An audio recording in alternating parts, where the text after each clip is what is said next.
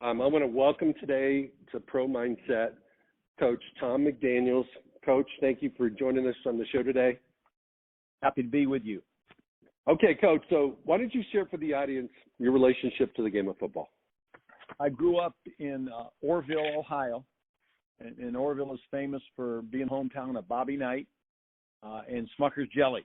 But it was a small town in northeast Ohio, close-knit community, a diverse community, and very much into the high school sports. The social lives of the people in that town sort of revolved around high school sports depending upon the season of the year.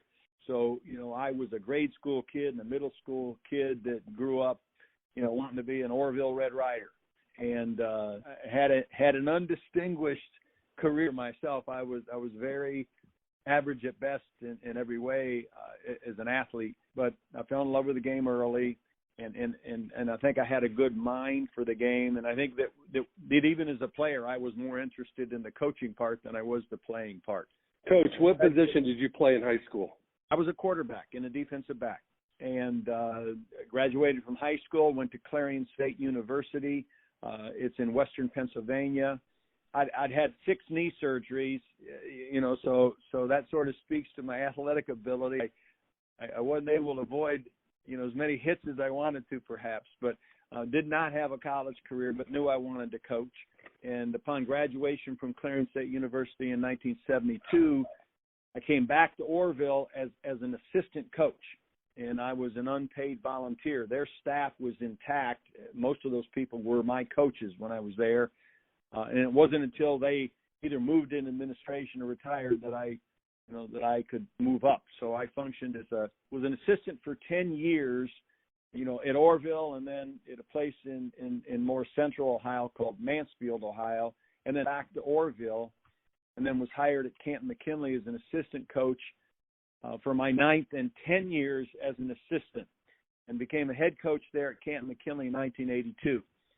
And for the people listening, our home field was the Hall of Fame game field.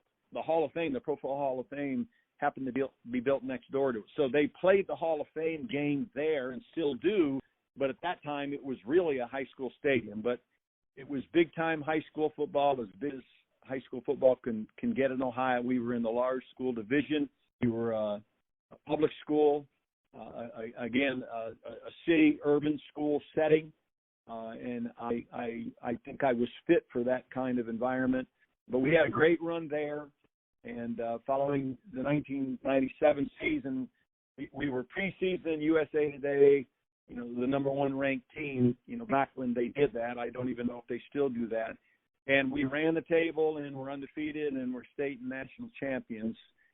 State champions on the field and the mythical national champions, according to USA Today. Okay, Coach, let me interject real quick. Okay, so how many years did you coach high school football as the head coach? 26 of the 40 years that I spent, I was a head coach. Okay, so you coached high school football for 40 years. You were a head coach for 26. You happened to be the mythical national champion one season. Let's go back down memory lane and go through those 6 years of being a head coach. Okay. What was the biggest impact you made on the kids? And what has kind of recycled back to you as these guys have gone off to college, become, gotten married, gotten jobs, and become adults? What has been the most rewarding thing about being a head football coach at the high school level? Well, I understood pretty early in my head coaching experience that it was important where I was coaching. It was important for us to win games. It was important. Football mattered. And it was important to beat our arch rival, Massillon. We played for over 130 years. But at the same time, I understood that as the most public representative of the school system, more people were going to watch our football team play than any other group associated with the school system. They were going to see our marching band and our high school football team. It was important, for the kids to understand that how we behaved was as important as how we played. So we were going to try to be the team that won every game but we wanted to also be the team that represented, my superintendent, my board of education, and the mayor of the city, my principal in the school district. We wanted to represent them the right way. And that wasn't always true of the teams at that school at Canton McKinley. They were always fast, they were always physical, but they weren't always as disciplined as they needed to be, and they didn't always represent, on the field, what their superiors and the important people in the community wanted us to represent. So that became a core concept of ours. Yeah, we want to play like crazy, we want to win games, but we also want to represent this city and the school system the right way. And we were able to get the kids to buy into that. And I never knew whether we modified their behavior temporarily. I hoped it would be permanent, but, there were very, very few occasions in my head coaching experience where we ever did anything that was an embarrassment, to the program, to the system, to the city.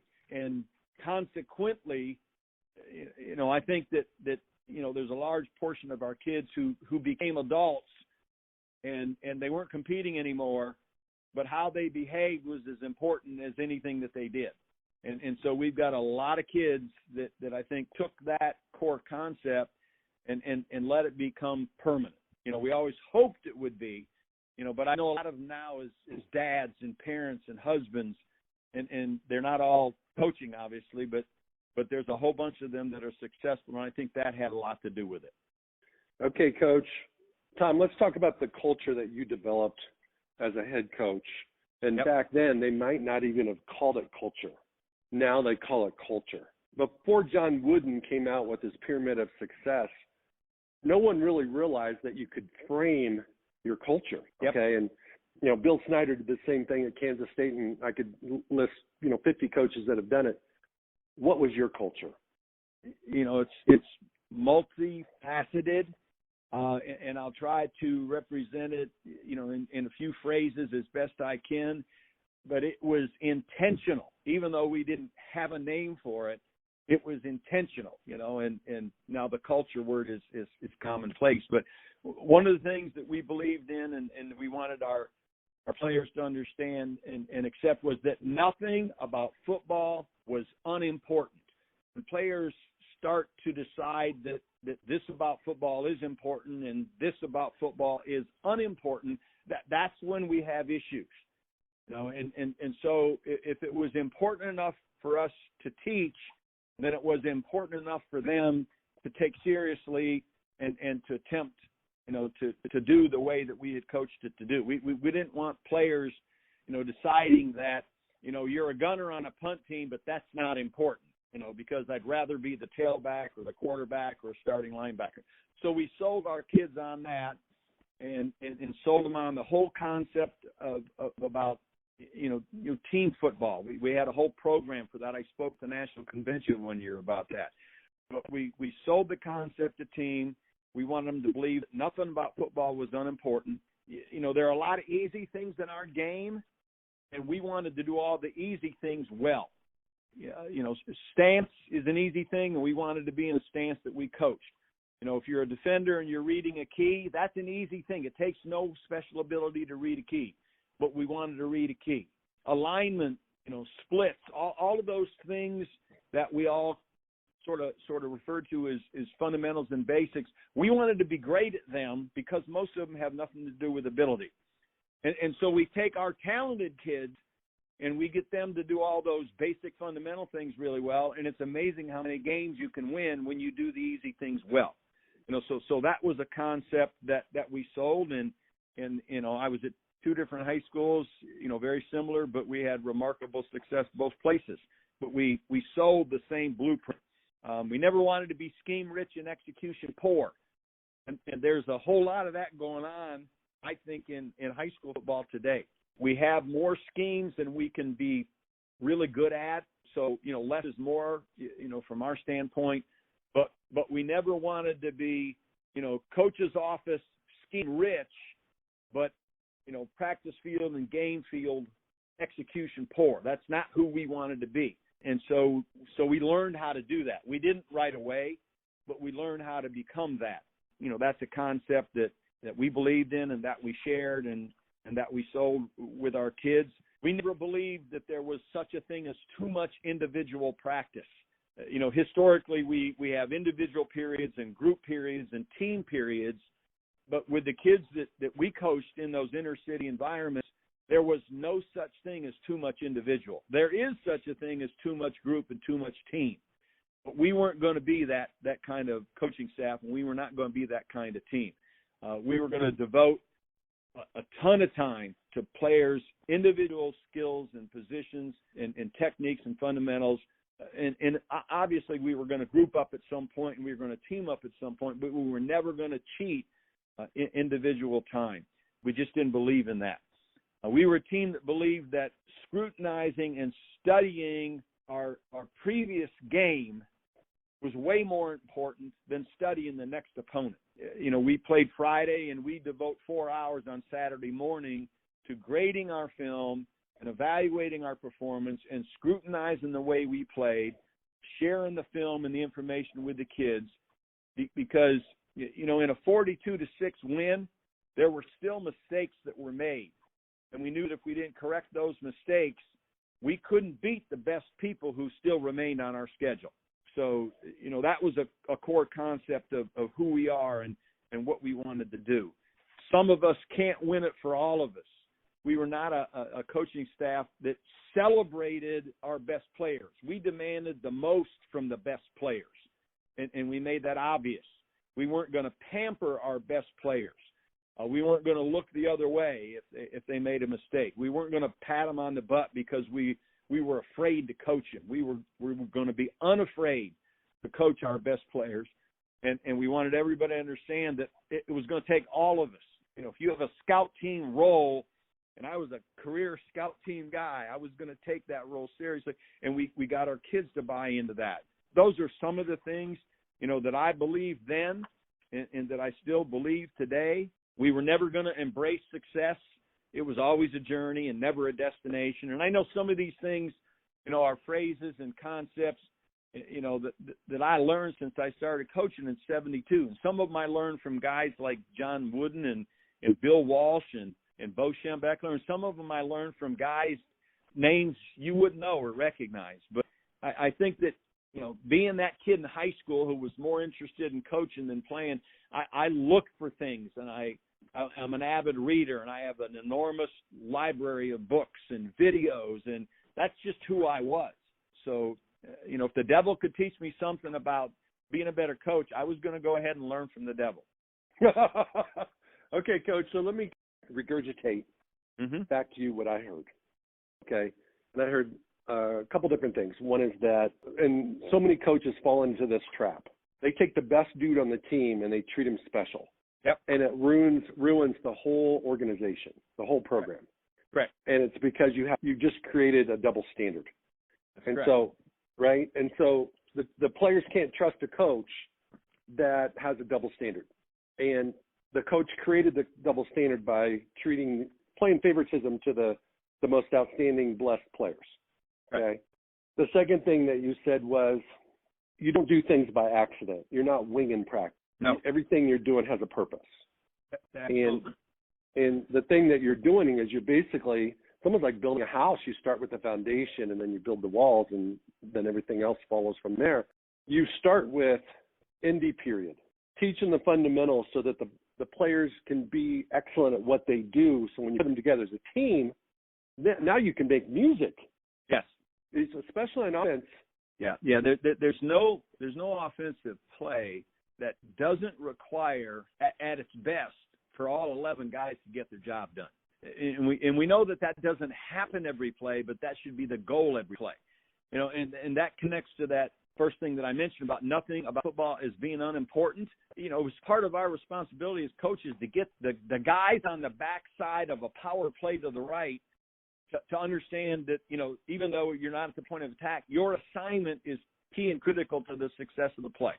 So, we didn't want players making decisions about what was or wasn't important. We achieved that, to a measure. That also, I think, is a journey and never a destination. You you can't say it one time and have it, be achieved. It's a daily reminder of all the things that you believe. Obviously, if you guys were the mythical national champion, you had excellent players and you had a lot of success in your winning. Let's talk about both of those. But let's start out with, how do you teach young men how to win? And before you answer, I just want to put a little sidebar in here.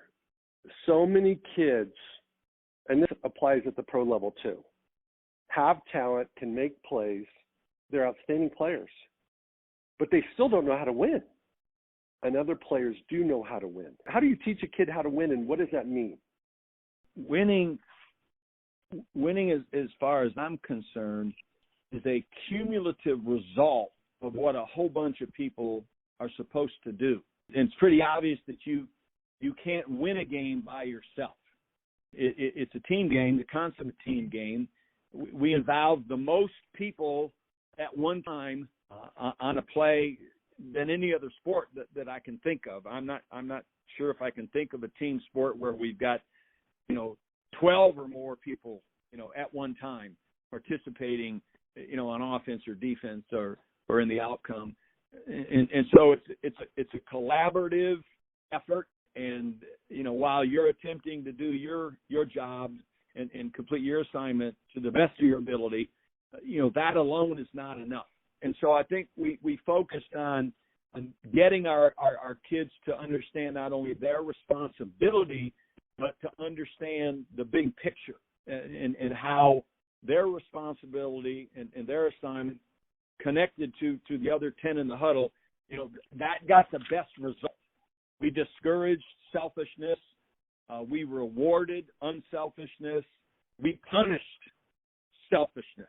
And I'm not talking about anything physical, but we were never going to reward that. I think kids who come to us in our programs, with the ability to run and the willingness to hit, but they didn't all come being unselfish. There's a whole bunch of them that were superstars, in the lower levels. And they had to learn how to function with all those kids who weren't superstars, because that's what it took to win. Okay, let's jump to quarterback. Yep. You played quarterback. You coached quarterbacks. Yep. And if you look at all levels, especially the NFL, but really it's all levels, most offenses go as far as their quarterback takes them. Yep. Because most offenses require their quarterbacks to be really good. What are the physical traits and what are the mental traits that you look for the best performing quarterbacks? And let me preface it by saying that we don't have cookie cutters, right, as high school coaches. And our quarterbacks, year to year, they're not always the same guy. Now, if you happen to have a sophomore who wins the starting job and you're going to have him function as a starter, barring injury, for 3 years, that's a blessing, because for at least those 3 years, and I'm a guy that believes too that the offense succeeds if the quarterback succeeds.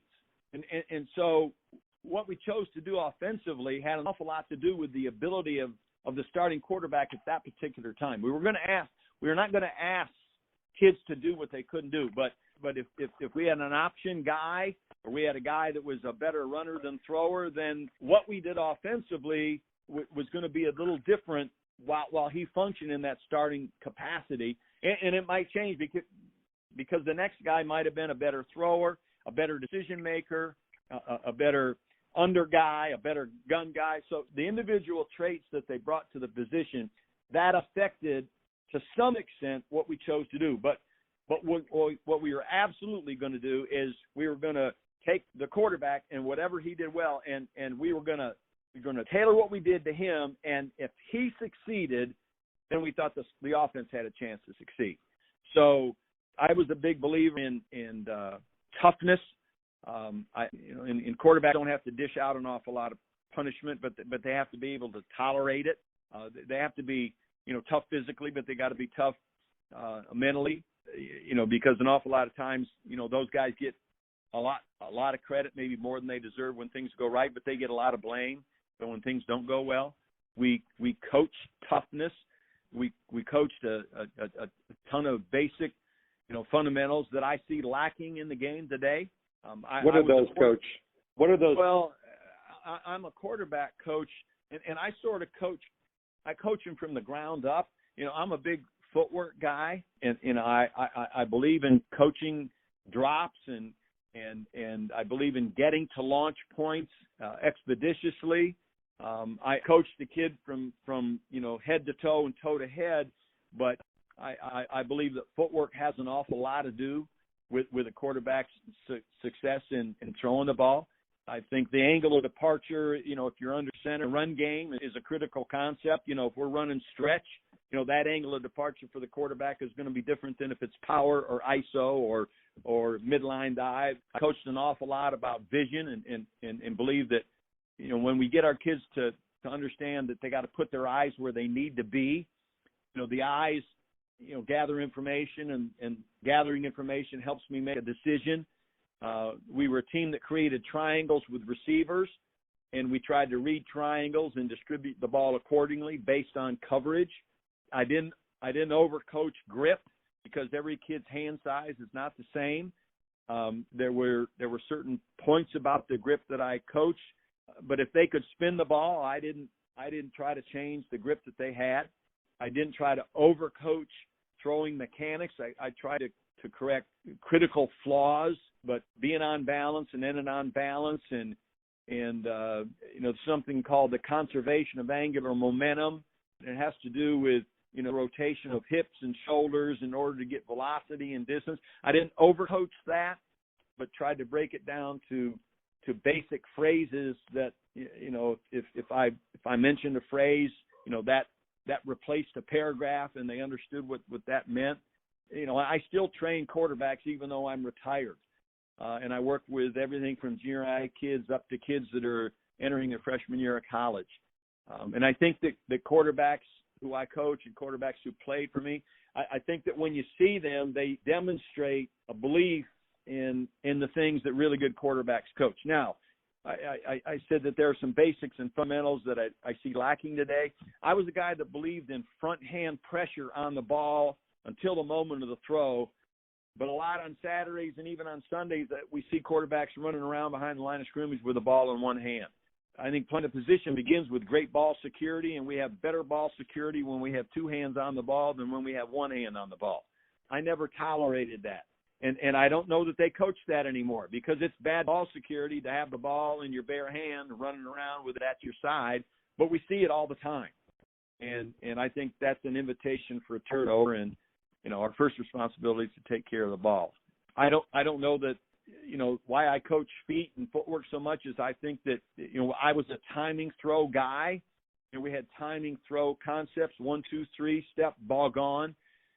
I did a quick 5-step drop: 1, 2, 3, 4, 5, ball gone, no hitch, no read, no delay, and then we had a 5-step drop where we might have read a progression, and we might have hitched once or twice in the pocket before the release of the ball.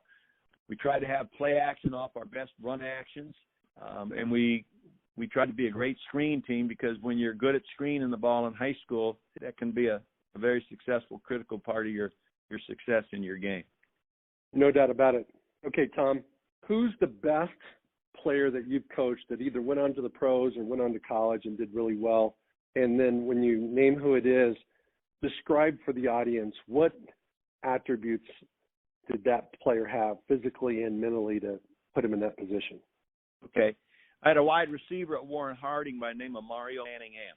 Mario played for Michigan and had a great career. And then he had it wasn't a greater professional career, but he had a good professional career. He was with the Giants, I think for, a contract, his rookie contract. And then with the second-year contract, he took an offer from the 49ers and was with them for a contract and then returned to the Giants. So he was a 3-contract guy, maybe 10 or 12 years in the league, but he was the best high school receiver that I ever coached.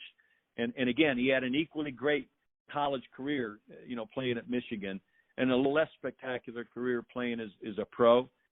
I had a defensive back by the name of Mike Doss that played at Ohio State. He was a state champion for us. He was a national champion with the Buckeyes. And he was injured the year the Colts won the Super Bowl when Peyton was there. He was injured and couldn't play, but he started for the Colts, and his professional career was interrupted because of an injury.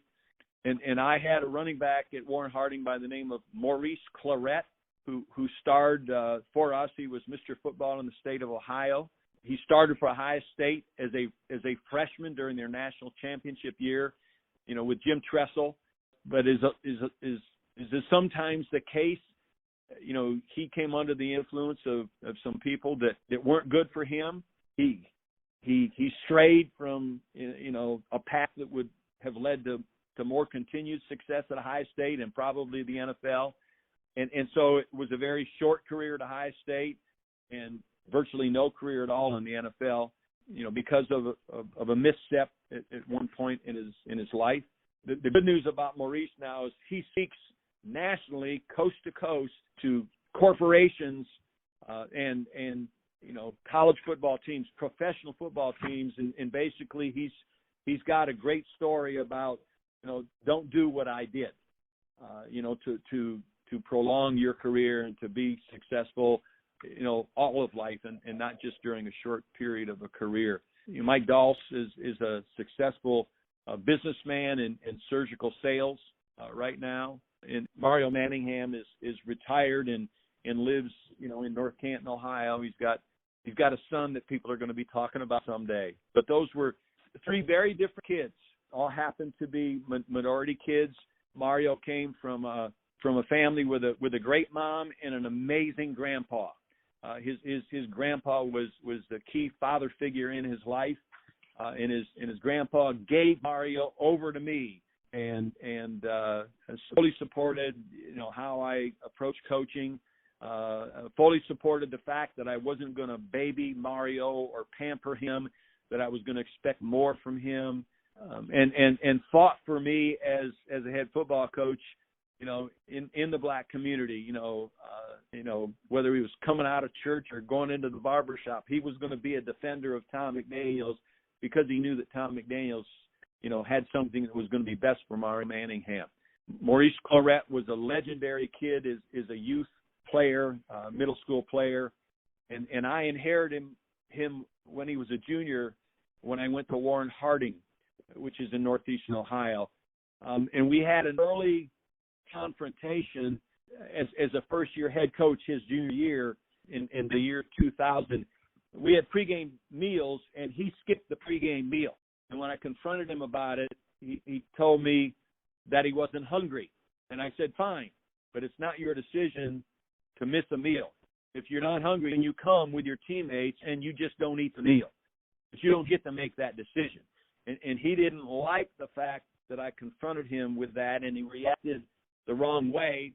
So I didn't play him that night, and we lost 13-7. Wow. And I didn't play him the next week, and we won.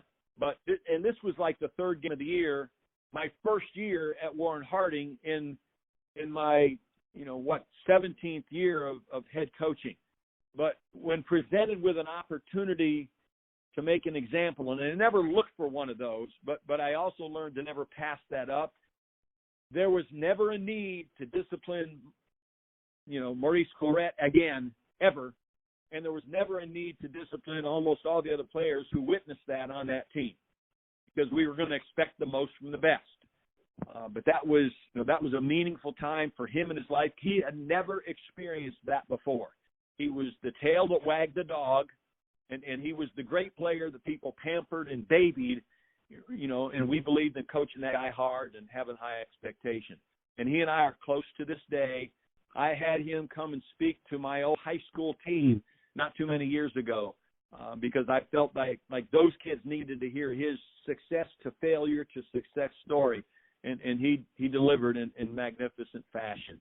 So those are three really good players that I had that came from tough circumstances, but accepted hard coaching. I think got better as a result, maybe forever, maybe for a time, and maybe they had to come back. And many of the things that I was espousing, to Maurice, when he went astray, he's now coaching and espousing to corporate America and college teams and professional teams all across the country. So I think it all came back, to a good ending. No doubt about it. I know of all three of those guys. I've seen him play in college. I saw him play in the pros. Maurice was obviously entangled in an interesting draft eligibility issue back in the day, and was made an example. And obviously, like you said, he's turned that pain into glory for other people by, sharing with them, don't do what I do. That's pretty cool. So very familiar with those guys. What I'd like to do is kind of shift gears, Coach. You've got share with everybody your family, and you've got two sons right now that are coaching in the NFL. Yep. One has been a former head coach and coached Tom Brady for years. So why don't you share, in deference to however many kids you have, how many kids do you have? I have three sons, and my oldest son was a cross-country kid, and he works for the county in which I live.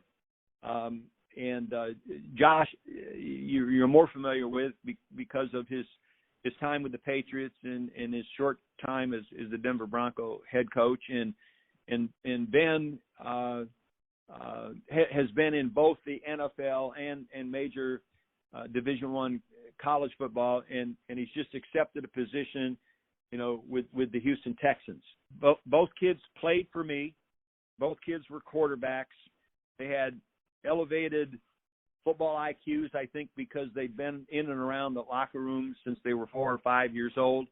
The biggest treat that they had back when we were using 16 millimeter projectors, I'd bring the projector home and I'd watch film at home and I'd let them run the button. So they date back to 16 millimeter projectors, and I know that they learned a lot just being around my assistant coaches. They learned a lot. They knew drills and they knew footwork, and they knew things, before we got to the point where we were coaching them formally as junior high or middle school or freshman kids. But neither was a very big kid. Josh was, probably 5'9", 145, when he was starting quarterback for us. He was also a really good kicker.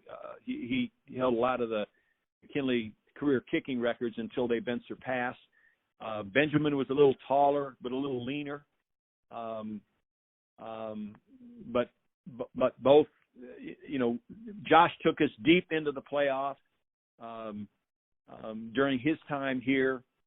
He was part of the 100th McKinley Massillon game. It was featured in a 6 or 7 page article in Sports Illustrated. That game was played in 1994, and it was the 100th anniversary of that rivalry that dated back to 1894. I believe it's the oldest high school rivalry in the country. But both Massillon and McKinley are known nationally as high school powers. We lost the 100th game because he missed an extra point in overtime, and we lost 42-41. And then we played that same team, Massillon, in the Rubber Bowl in front of 30,000 people, and we won 27, to 20. But those are historic things, in our region of the country. Those are remarkable. And Benjamin won 2 national championships in 97, or state championships. We won in 97 and we won in 98. He was a 3-year starter. We were 37-3, during his 3 years. We won so many playoff games, it was like he had a redshirt year. He played 40 games in 3 years. But Josh went to John Carroll University, and them as the school that's given rise and given birth to so many really, really successful coaches, whether they're college coaches, and there's a whole bunch of them that are in the NFL in some capacity. And Bent went to Kent State and played for Glenn Mason. Josh GA'd for Nick Saban at Michigan State, and Ben GA'd for Glenn Mason at Minnesota. And so, they took what they learned from me and went on to other people to learn other things and learn way more than I knew. The last message they got from me is if they tell you to make coffee, you do it better than anybody's ever done it before. And if they tell you to go pick up a recruit at the airport, you do that better than anybody's ever done it before. Don't make decisions about what there isn't important. The task that you're assigned right now, that's the most important task you have until you get assigned the next one. I sort of fostered that belief.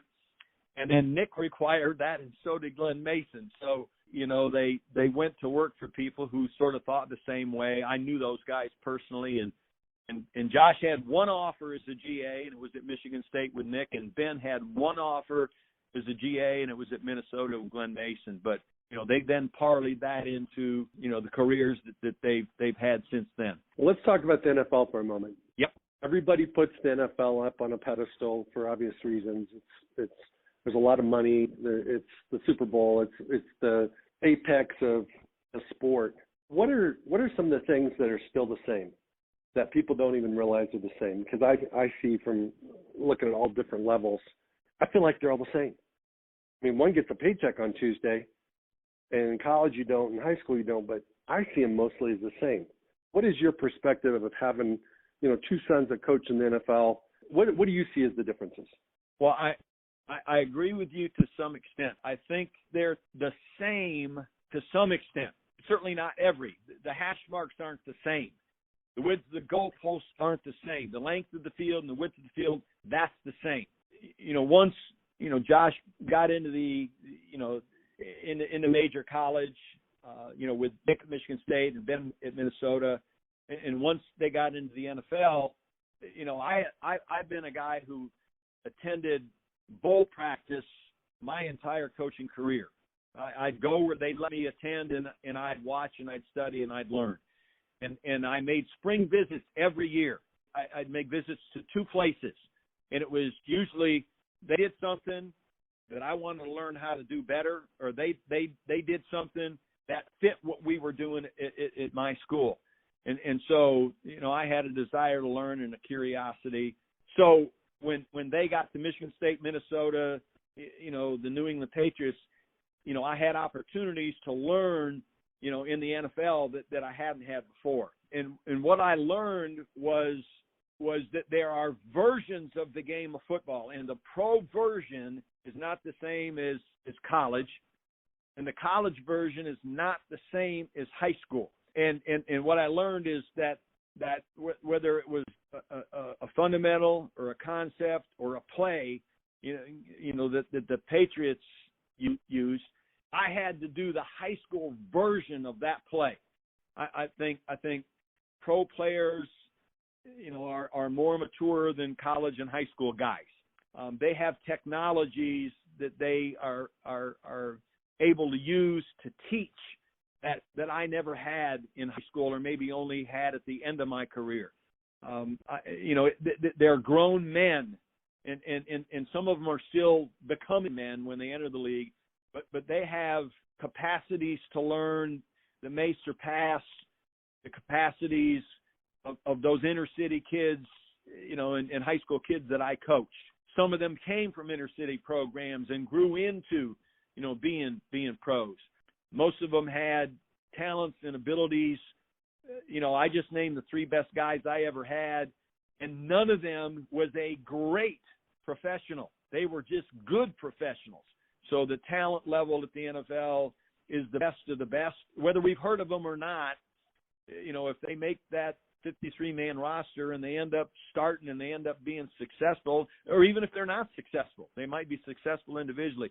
But the talent level was amazing in the NFL, and I coached at places who had great high school football. The detail in the NFL surpasses, to some extent, I can't necessarily put a number on it, high detail, that say a Nick Saban or an Urban Meyer requires where they coach.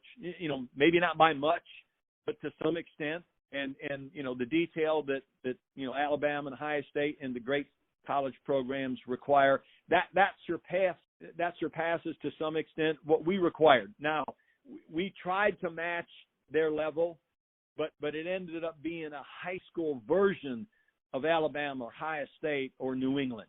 And that's the key, I think, is I think we need to learn from the people who teach it and coach it best.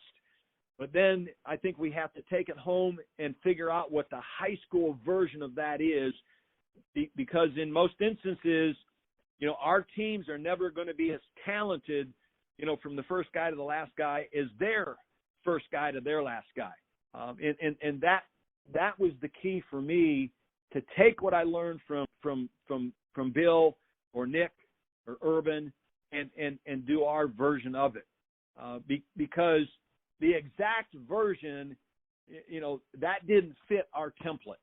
And so I learned to do that. And Coach Belichick was gracious about me being available, especially in the spring and at OTAs and maybe the preseason practices, not so much in season. I never bothered to be at in-season practices, didn't want to interfere, but Josh would ask, "Hey, Bill, my dad's in town. Do you mind if he comes to practice?" And at one point, Bill told him, he said, "You don't need to ask anymore. If your dad's in town, he's welcome here anytime, anywhere." So it got to be that way. But I think the best thing I learned was, okay, this is what they do and this is how they do it. Okay, now what's my version of it, so that we can come as close to duplicating that as possible.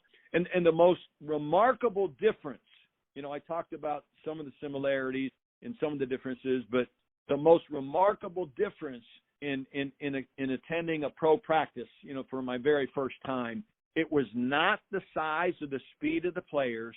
It was the volume of communication that took place. Let's say that the Patriots were in a huddle. From the huddle call that the rookie quarterbacks struggle making, to the management at the line of scrimmage that Tommy demonstrated, to the counter call that Teddy Bruschi made on defense before the volume of not just how much, but how loud and how it was communicated. If Teddy made a call, it was echoed by 10 other guys, so that he knew that they heard what I said. And Bill would, Tommy get to the line of scrimmage, and Bill would have Teddy in their training now. They're not preparing for an opponent. Change it, move it. He'd move the front, he'd move the backers, he'd change the secondary, and that would result in Tommy, having to make an alert, all within, at that point, the 35 or 40 seconds they had to get the ball set. That blew me away. That's the biggest difference from NFL coaching, the way Bill did it and the way Josh learned it, to what we did in high school. Well, it was like a chess match in the NFL. But that's what made Tom Brady, or that's what made Peyton Manning so phenomenal, was he always got the last move. And then as soon as he made his adjustment, he got the ball. Yes. Right? So let's talk about Tom Brady for a minute. And how many Super Bowl rings does Josh have? Josh has been to 9 and won 6. Okay. So your son has been a coach in 6 winning Super Bowls. And right. Certainly, he's tied at the hip with Tom Brady and Tom's success over the years. And of course, he jumped over to Denver for a minute and then came back. But what is Tom Brady taught your son? Because a lot of times we learn from players that he might not even know, but the fact that he was associated and got the opportunity to coach Tom Brady. What was special about Tom? Yeah, the most important thing that I think Josh learned from Tom was that he wanted to be coached hard. Sometimes we have to impose that on our best players. I know we do in high school. We have to impose hard coaching on those pampered kids that we got out of youth football or middle school. Right? Correct? Right. Yes. Well, Tommy made it clear early in their relationship that you don't have to impose that on me. I want that. I need that. And that fit into the way that Josh was raised in football, because that was what he was used to as a player, and it was what he was used to working for Nick Saban. I promise you, it was what he was used to working for Bill Belichick, and so it was that was an immediate revelation because I'm going to coach, arguably the GOAT, and I'm what, 3 years older than he is, or 2 years older than he is, right. and I've got to coach him hard every day, and I've got to try to make him better every day. There was nothing that Tommy ever wanted about waste of time. That's not who he was, and it's not fortunately who Josh was, or Bill, or Nick. Those guys maximize every second, every minute, and Tommy was, he wasn't into any waste of time, and neither was Josh. So that was copacetic, But imagine having to impose that on a guy. That's tough. Okay. Well, it's even more tough, more difficult, I think, to meet that standard on a daily basis with a guy who's as accomplished as Tommy is. And yet, somehow he did that. Their relationship was strong, lasting, and permanent. They'll forever, not be tied at the hip, visibly, but they're close. Both professionally and personally. Their kids, are about the same ages. They shared being fathers, together. They shared being husbands together. And it's a really rare and special relationship that they had. And it wasn't always fun, and that's another thing that I learned, and I ended up taking back and teaching to my coaches and to my players. Being excellent is never easy and not always fun, but that's the way it is. That's the deal. It's not easy, and it's not always fun. And so there, in any coaching relationship, like any relationship, that a husband has with a wife, they're not all in 100% agreement. Everything isn't always copacetic. Everybody has good days and bad days, but their relationship was so strong, and it remains that way, that they got through the days that were difficult. They got through the days, where together they maybe didn't reach consensus about whatever. I can't even be specific about what that was, but that to me is the measure of the depth and quality of their relationship, that it survived all of that to this day. That's fantastic. Coach, let's jump to two of the coaches that your family is intertwined with that are arguably the two best coaches of all time.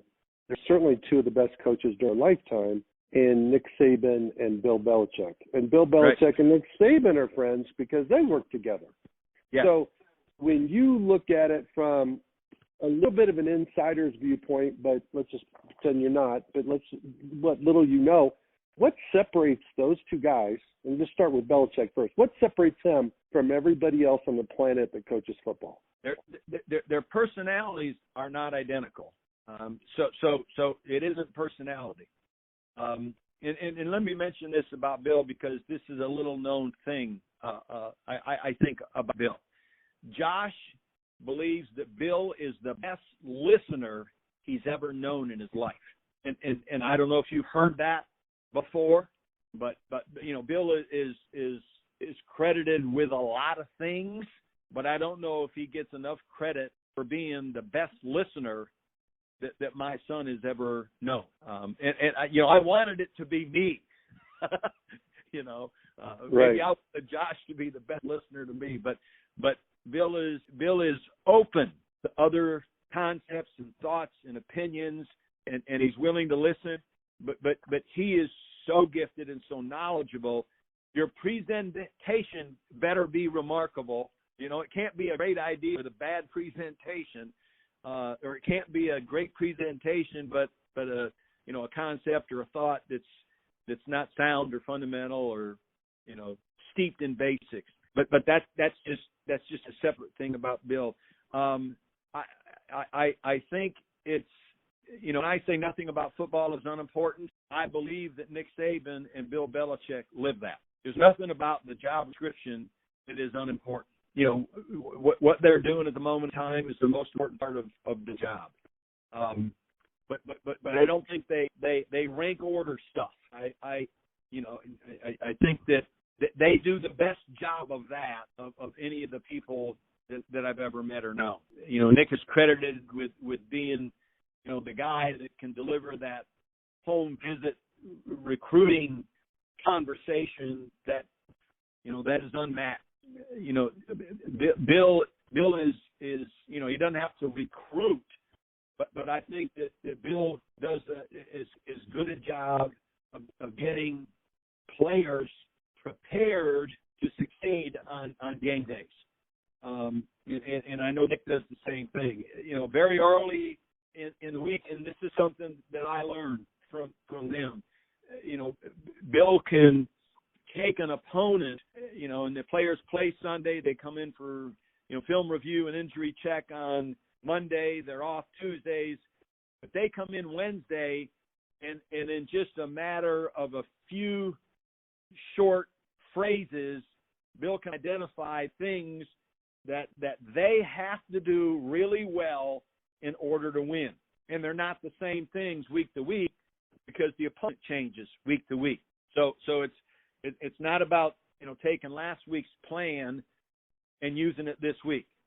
Bill does and we're talking offense, defense, and special teams. He's able to identify. He's able to communicate, with Josh and to Josh. Okay, these are the things that offensively we need to be great at in order to be successful. And so Bill probably does that as well as. And I don't know a whole lot of other head coaches in the league. I know some, but I don't know them that well to say that they do that the same way. And Nick he's extremely demanding of his coaches, demanding of players. I think Nick still coaches, corners, whether full-time or part-time, but he's still actively involved in coaching. But there's no tolerance for lack of effort. There's no tolerance for lack of preparation. There's no tolerance for lack of detail. And all of that lets you be your best self. That lets, your unit be its best unit in that particular moment, in that particular situation. That's who they are, and that's how I view them as being similar. Okay, so you've had a son that's been a head coach in the NFL, and we both know that the NFL is cutthroat, and expectations are usually unrealistic. What will Josh do differently, and what has he learned from that experience that's going to help him the next time he becomes a head coach? When it didn't go well for him in Denver, and at Bill's advice, Bill told him you need to go home and see your mom and dad, and so Josh got on a plane and he came to see his mom and dad to make sure that we were okay, and we were okay. But the advice that I gave to Josh, and I was only following, what I came to think is successful for myself. You need to be, you need to take a Word document or an Excel document, and you need to list the things that you would absolutely do differently the next time around. And you need to start that list before you get on the plane to fly to Canton, Ohio. And it needs to be, there's no end to that list, because, as you review what you did and how you did it, whether it was fully your responsibility or not, you need to list the things that you would do differently, if given a second opportunity to be a head coach. So he has a list, and it's a working list, and it's there's no end to that. And at the same time, you need to discern, and you need to study and scrutinize what you did, and you need to make a list of the things that you would do the same. Okay. No doubt. And so he has done that. Now, there's some of those things on that list that he has shared with me because we've discussed it, but there are probably just as many that didn't need to be discussed, with me. But he's looking forward to the next opportunity, the next great opportunity, if and when it presents itself. But he also knows he's got a great job, maybe the best job in the NFL. Yeah, he's got a fantastic job, and yeah, there's a time that's going to come where he may step right in to being the head coach up there. So he doesn't need to be jumping around and chasing a job. We don't know that. That's not a given, and it's not expected to be. We don't know that. That is true too. You don't know. And ownerships change, lots of different things change, and sometimes organizations want to go with the past successes. Sometimes they want to turn the page and start fresh with whole new philosophy, all new people. So there's nothing that you can ever plan on. But I think the thing that's really cool for you, being a lifetime coach at the high school level and having the opportunity to coach some guys that went on to the pros and several guys that went on to play in college, is to have your own kids, coaching at the, the elite level. So what does it feel like for you as a dad? Now, you're not a coach now. You're a father. And you're watching your kids do what they get to do, and Josh in particular in a Super Bowl, coach in a Super Bowl. How cool is that for you? That's really cool. And it's just role reversal. Remember I told you that they came to practice when they were 4 or 5? Well, It's just role reversal. I'm just 72, but I'm the 4 or 5-year-old that gets to go to practice and watch them practice, or gets to go to Super Bowls and watch them coach. It's just role reversal. Our ages are just slightly different. By the way, he's on his way to pick me up to take me to lunch right now. Okay. Well, I won't hold you up for that. Coach, is there anything I didn't ask you that you would like to add, and then I'll just ask you a question and you could answer it, or are you good?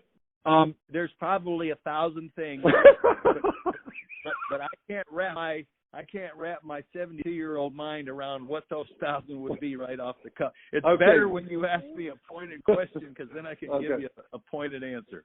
That's fair. I do have one last question. Sure. Okay, Coach. So you're 72. You've coached football for over 40 years. You've passed on the legacy to two of your sons that are coaching in the NFL.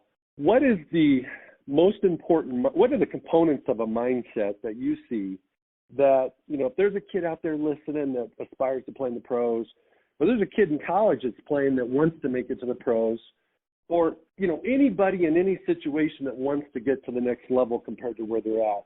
Could be a guy that's in the pros and wants to become a starter because right now he's on the bench.